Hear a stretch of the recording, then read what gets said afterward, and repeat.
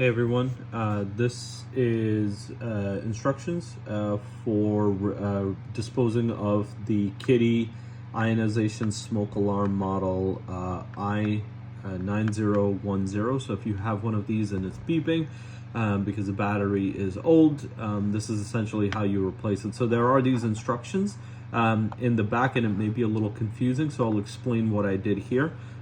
As you can see, this gives you this little diagram that says, you've got this slot over here, you've got this little tab thing over here.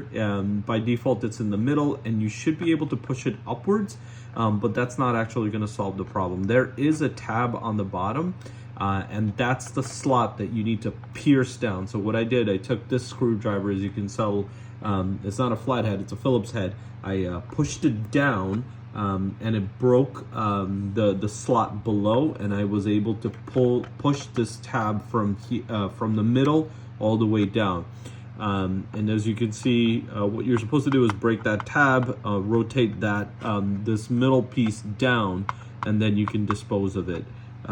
You should always replace it with a new battery. It says the smoke alarm is good for 10 years, but as you can see on mine should have gone at least until 2032, but it's 2025 and it's already expired, so just keep that in mind, okay?